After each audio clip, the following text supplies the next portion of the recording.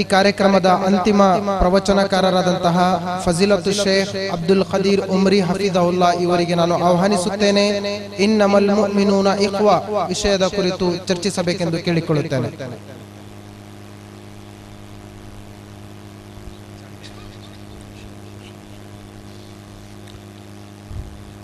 अस्सलामु अलैकुम व रहमतुल्लाहि व बरकातुहू। अल्हम्दुलिल्लाहि रब्बिल आलमीन वस्सलातु वस्सलामु अला रसूलिहिल करीम व अला आलिहि व सहबिहि अजमईन व मन तबिअहुम बि इहसान इला यौमिद्दीन, अम्मा बाद। अऊज़ु बिल्लाहिस समीइल अलीम मिनश शैतानिर रजीम। बिस्मिल्लाहिर रहमानिर रहीम। फी बुयूतिन अज़िनल्लाहु अन तुरफ़अ व युज़करा फ़ीहा इस्मुहु। अल्लाहुम्मा अन्फ़अनी बिमा अल्लमतनी व अल्लिमनी मा यनफ़अनी व ज़िदनी इल्मा वल्हम्दुलिल्लाहि अला कुल्लि हाल। क़ाबिल एहतराम मुअज़्ज़ज़ उलमाए किराम, अल्लाह के इस घर को बनाने वाले, अल्लाह के घर के खादिम हजरात, जमात और जमीयतों के जिम्मेदारान, मैंने कुरानी मजीद की एक आयत का टुकड़ा इस बाबरकत मौके की मुनासिबत से मैंने पढ़ा है।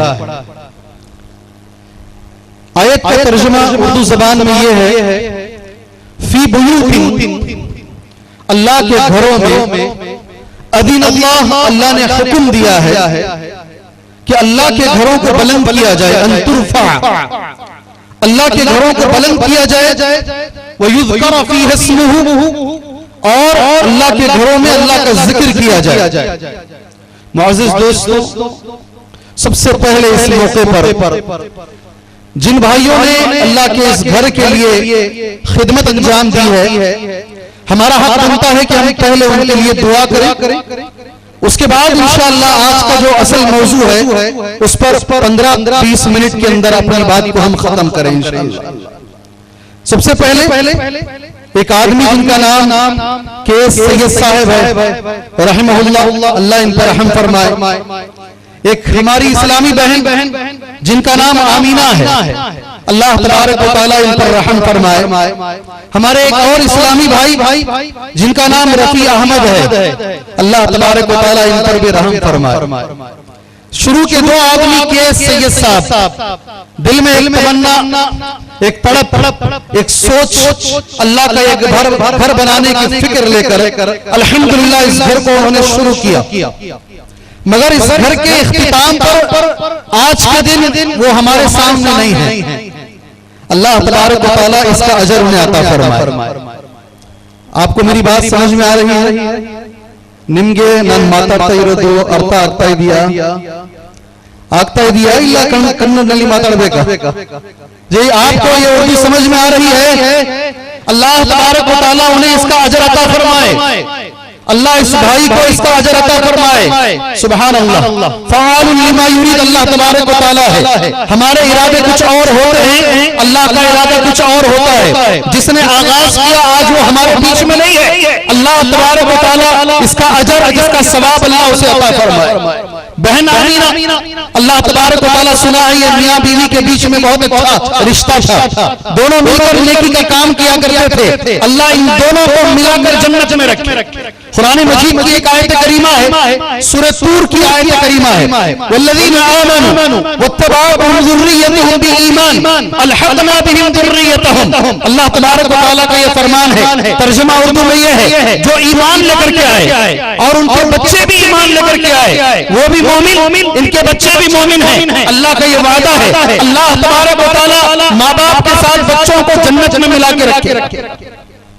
अल्लाह माँ बाप के साथ बच्चों को अल्लाह जन्नत में मिला के रखेगा। अल्लाह से दुआ करें, अल्लाह इन माँ बाप को, इन बच्चों को मिला करके रखे। ये पहली बात है। दूसरी बात, मुअज़्ज़िज़ दोस्तों, बुजुर्गों, अल्लाह का घर है, इसकी इज्जत हमारे ऊपर फर्ज है, इसका एहतराम हमारे ऊपर फर्ज है। और इसके लिए ये किसी इंसान का घर नहीं है। हदीस अल-अहादीस सहीहा के अंदर मौजूद है। अमर बिन मैमून कहते हैं, अदरकतु अस्हाबन नबी सल्लल्लाहु अलैहि वसल्लम, मैं नबी करीम सल्लल्लाहु अलैहि वसल्लम के सहाबा से मेरी मुलाकात हुई, वो हम यकूलून, वो ये कहते थे अन्नल मसाजिद बुयूतुल्लाह, बेशक मस्जिद जो होती है वो अल्लाह का घर होता है, वो किसी इंसान की प्रॉपर्टी नहीं होती है, वो अल्लाह तबारक व तआला की प्रॉपर्टी होती है। ये दूसरी बात है। तीसरी बात, अल्लाह की मस्जिद बड़ी होती है, इसके लिए एक चीज आप जहन में बिठाइए, कुरान मजीद में जहां पर भी मस्जिद का जिक्र किया गया है वहां अल्लाह के नाम के साथ जिक्र किया गया, अल्लाह के नाम के बगैर मस्जिद का जिक्र नहीं किया गया। जैसे कुरान मजीद कहता है सुभान अल्लाह इन्नमा यामुरु मसाजिद अल्लाह, बेशक जो अल्लाह की मस्जिदें बनाते हैं, अल्लाह तबारक व तआला ने मस्जिद को अपने नाम के साथ जोड़कर उसकी अहमियत हमारे सामने बयान कर दी है। अल्लाह से दुआ करें अल्लाह तबारक व तआला मस्जिद का एहतराम करने की अल्लाह में तौफीक अता फरमाए। ये मस्जिद की फजीलत के ताल्लुक से पहली चीज है। दूसरी चीज, जो लोग अल्लाह का घर बनाते हैं अल्लाह तबारक व तआला ने उनके लिए क्या इनाम रखा है। पहले कुरान मजीद की एक आयत है, अल्लाह ने कुरान मजीद में ईमान की गवाही दी है उस इंसान के लिए जो अल्लाह का घर बनाता है। कुरान की आयत करीमा इन्नमा यामुरु मसाजिद अल्लाह मन आमना बिल्लाहि वल यौमिल आखिर, बेशक अल्लाह का घर वही बनाता है जिसका ईमान अल्लाह पर हो और यौम आखिरत पर हो। ये पहली चीज मस्जिद बनाने वाले के लिए। दूसरी चीज सुभान अल्लाह, अल्लाह तबारक व तआला का जो घर इस दुनिया में बनाएगा अल्लाह तबारक व तआला उसका घर जन्नत में बनाएगा। आपके सामने एक बात मैं कह दूं, पहले सहाबी अल्लाह के रसूल सल्लल्लाहु अलैहि वसल्लम की जिंदगी के बाद जिन्होंने मस्जिद नबवी को तोड़कर बेहतर अंदाज में बनाया वो सहाबी का नाम था उस्मान बिन अफ़्फ़ान रज़ी अल्लाहु अन्हु। क्या नाम भाई, क्या नाम है? उस्मान बिन अफ़्फ़ान रज़ी अल्लाहु अन्हु। सहाबा ने उन पर उंगली उठाई, सहाबा ने उन पर उंगली उठाई, सहाबा ने हज़रत उस्मान से कहा आप अल्लाह का ये घर इतना शानदार क्यों बना रहे हैं?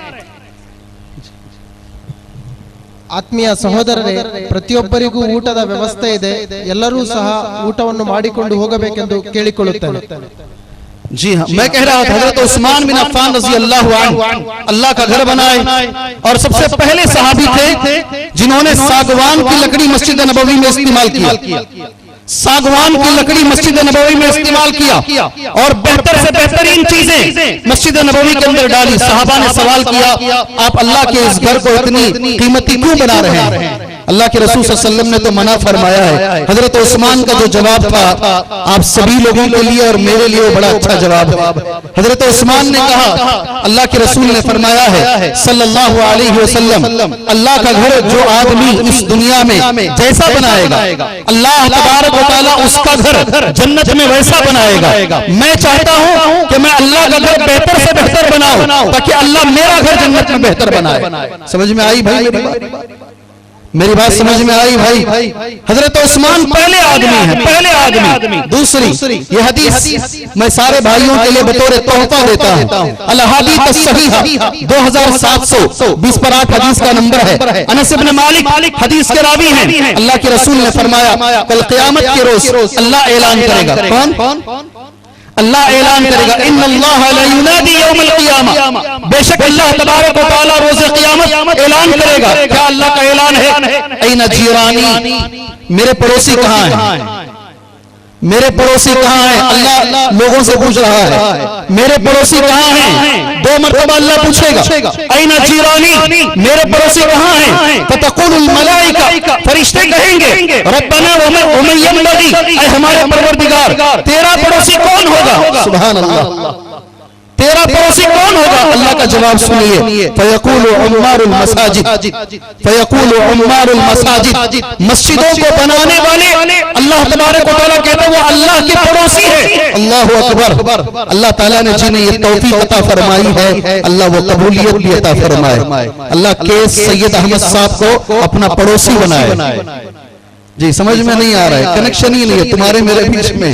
जी हाँ, कनेक्शन नहीं नजर आ रहा है मुझे। अल्लाह तबारक व तआला के सैयद साहब को इस हदीस की रोशनी में अल्लाह अपना पड़ोसी बनाए। कितनी बड़ी हदीस है सुभान अल्लाह, जो नबी करीम सल्लल्लाहु अलैहि वसल्लम ने मस्जिद बनाने वाले के बारे में कही है। एक अहम चीज है, सारे लोग मालदार नहीं होते मगर हर आदमी जो मोमिन है दिल में तमन्ना होती है अल्लाह अगर मुझे कुछ पैसा दे तो मैं इंशाअल्लाह अल्लाह का एक घर बनाऊंगा। ये हमारी दिलों में तड़प है। अल्लाह अगर हमें भी ये दे तो इंशाअल्लाह हम भी अल्लाह का एक घर बनाएंगे। है नहीं है भाई?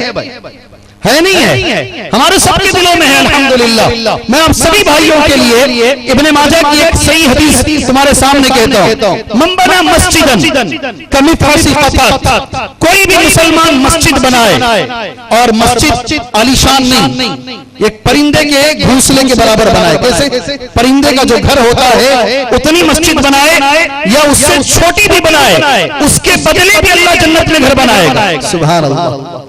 मैं एक सवाल करूं, जवाब देंगे? जवाब देंगे? नहीं देंगे?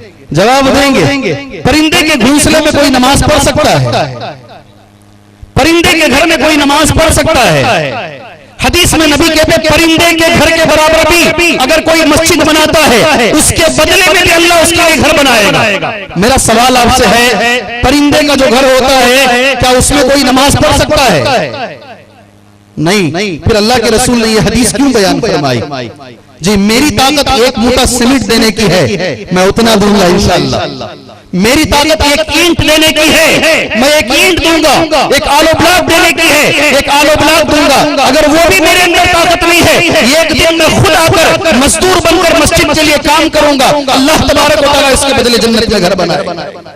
नबी करीम सल्लल्लाहु अलैहि वसल्लम के बारे में कितनी अच्छी बात मस्जिद के ताल्लुक से आती है। अल्लाह के रसूल सल्लल्लाहु अलैहि वसल्लम मस्जिद नबवी जब बनाई जा रही थी, हदीस सही बुखारी की है, सुभान अल्लाह, युशारिकुहुम फी नक़ल अल-हिजारा व इंशाद अल-अशआर। खुद नबी करीम सल्लल्लाहु अलैहि वसल्लम मस्जिद बनाते वक्त, मस्जिद नबवी बनाते वक्त आप खुद अपने कंधों पर, सुभान अल्लाह, नबी खुद सल्लल्लाहु अलैहि वसल्लम, इस जैसा लीडर दुनिया ने नहीं देखा है, अल्लाह के रसूल के जैसा लीडर दुनिया ने नहीं देखा है। मैं होंगे, आप होंगे, चेयर पर बैठेंगे, लोगों को हुक्म देंगे तुम मस्जिद बनाओ। अल्लाह के रसूल खुद अपने कंधे पर सुभान अल्लाह ईंट उठाए और आपने मस्जिद नबवी बनाई। सहाबा इकराम सख्त गर्मी में परेशान हो जाते। सही बुखारी में ये शेर मौजूद है, अल्लाहुम्मा इन्नल अजरा अजरुल आखिरा, अल्लाहुम्मा इन्नल अजरा अजरुल आखिरा फरहमिल अंसार वल मुहाजिरा। समझते हैं ये शेर का माना?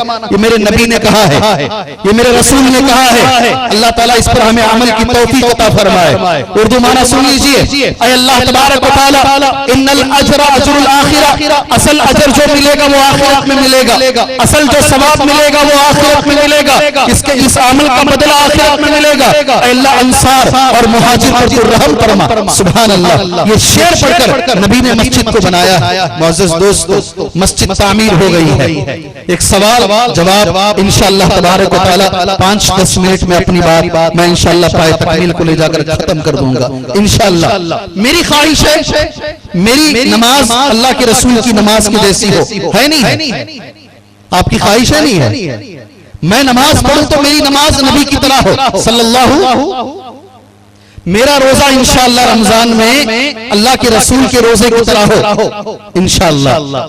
मेरा हज इंशाअल्लाह अल्लाह के रसूल सल्लल्लाहु अलैहि वसल्लम के हज के बराबर हो। मैंने मस्जिद बनाई है, क्या मेरी मस्जिद नबी की मस्जिद की तरह ना हो? नहीं समझ में आई बात आप? क्या मेरी मस्जिद, हम हर चीज में चाहते हैं कि मेरा हर अमल नबी के अमल की तरह हो, तो क्या ये इतना बड़ा अमल अल्लाह का घर बनाना, सुभान अल्लाह, क्या हम नहीं चाहेंगे कि हमारी मस्जिद नबवी की तरह हो? नहीं चाहेंगे?